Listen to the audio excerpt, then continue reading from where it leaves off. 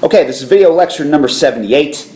Today we are talking about the Second New Deal and the redefining of liberalism from 1935 to 1938. Our two subsections are the welfare state comes into being and from reform to stalemate. So the Second New Deal initially involved a leftward shift in Congress. The Democrats had gained additional House seats in 1934 and in the administration, which was under attack from the right for what it had done and under pressure from the left for what it had not done. In 1935, Congress took the lead in enacting the National Labor Relations Act to assist the labor movement. And the administration took the lead in passing the Social Security Act to provide old age pensions, unemployment compensation, and assistance to the deserving poor. These laws were to become part of the New Deal's legacy. In a landslide victory 1 year later, Roosevelt won re-election, while his party added to its congressional majority. Roosevelt's second term proved to be less successful than his first. His early 1937 proposal to enlarge the Supreme Court aroused widespread opposition. A sharp economic downturn during 37 and 38, the so-called Roosevelt recession, damaged the president, his administration, and his party. The Democratic Party itself was increasingly divided between liberals, mostly northern and urban, and conservatives, mostly southern and rural. As a consequence, in 37 and 38, only a few New Deal measures passed Congress. During 1938, FDR failed to unseat conservative Democratic congressional opponents in party primary elections, and the Republicans registered gains in midterm elections. Clearly, the New Deal tide that had flowed in 35 and 36 ebbed in 37 and 38, resulting in a lasting political stalemate. So let's jump into the subsections here, starting with our very first one, the welfare state comes into being.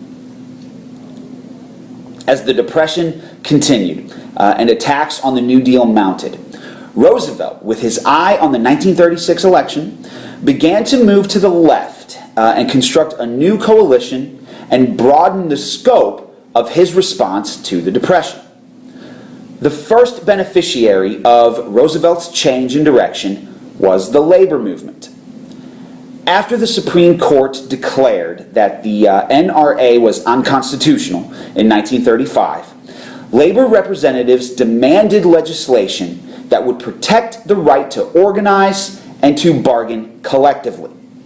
The Wagner Act of 1935 upheld the right of industrial workers to join a union and established the nonpartisan National Labor Relations Board to further protect workers' rights.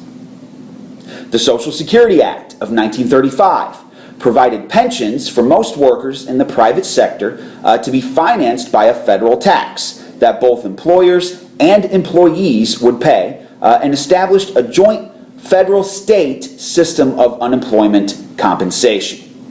The Social Security Act was a milestone in the creation of the modern welfare state.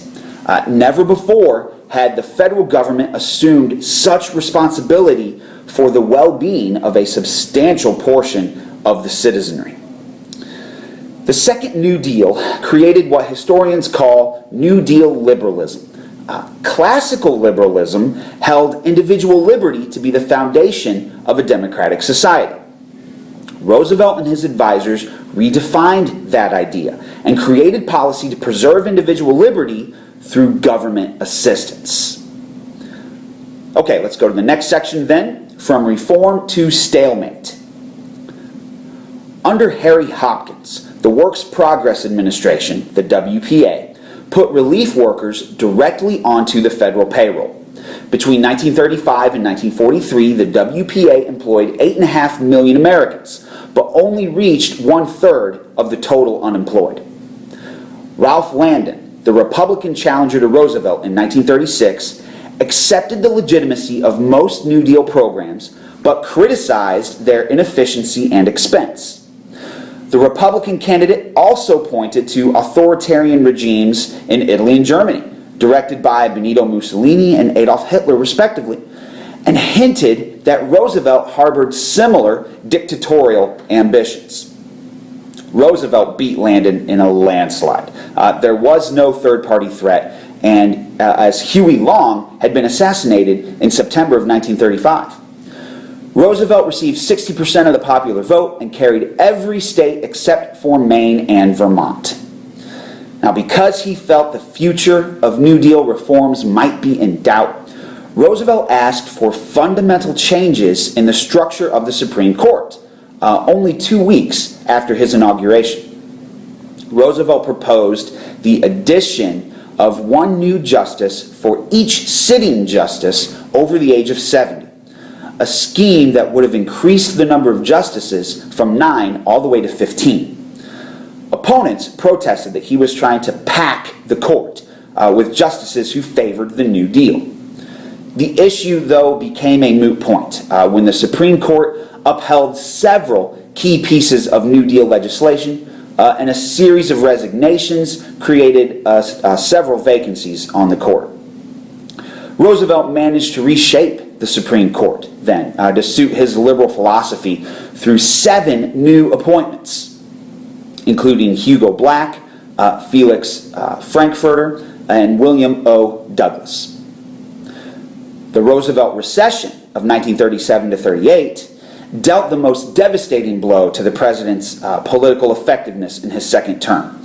A steady improvement in the economy had caused Roosevelt to slash the budget, causing a tightening in credit, a market downturn, and rising unemployment.